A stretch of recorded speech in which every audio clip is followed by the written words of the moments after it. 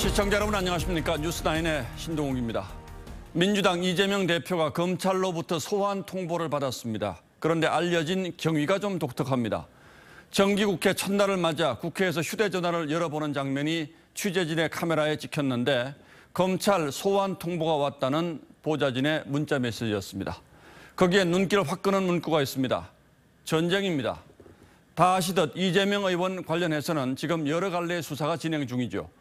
민주당 대표 경선 과정에서는 방탄당헌 개정 논란도 있었습니다. 그래서 오늘 알려진 검찰의 출석 요구는 왜 불렀는지 그 내용보다 이 대표의 최측근 보좌관 이름으로 찍힌 전쟁이란 단어에 먼저 눈길이 꽂혔습니다. 그렇다면 어떤 내용으로 검찰이 소환을 통보했는지 정민진 기자의 보도부터 보시겠습니다. 본회의장에 들어선 이재명 대표가 휴대전화 메시지를 확인합니다.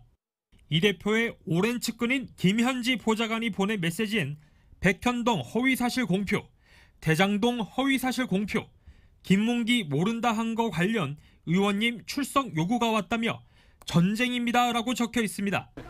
서울중앙지검은 어제 이 대표 측에 오는 6일 오전 10시까지 출석할 것을 통보했습니다. 검찰이 공직선거법 위반으로 의심하는 이 대표의 혐의는 크게 두 가지입니다. 지난해 10월 국정감사에서 이 대표가 백현동 한국식품연구원 부지 용도 변경 배경에 대해 협박이 있었다고 했지만 국토부에 저희한테 다시 이제 일종의 압박이 왔는데 만약에 안 해주면 직무유기 뭐 이런 걸 문제 삼겠다고 협박을 해서 실제 국토부 공문에는 협조를 요청한다는 문구만 있었습니다. 또 지난해 12월 한 방송사 인터뷰에서 대장동 개발 핵심 관계자인 고 김문기 처장에 대해 하위 직원이라 몰랐다고 했지만 이후 성남시장 시절 함께 찍은 사진이 공개됐습니다. 이 후보는 침묵을 지켰지만 검찰이 소환 통보했는데 입장 어떠신지 한마디만 좀 부탁드리겠습니다. 민주당은 터무니없는 소환이라고 즉각 반발했습니다.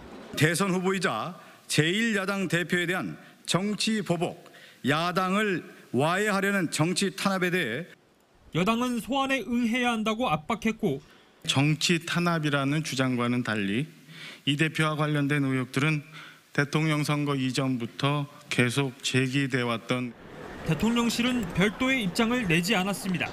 TV조선 정민진입니다.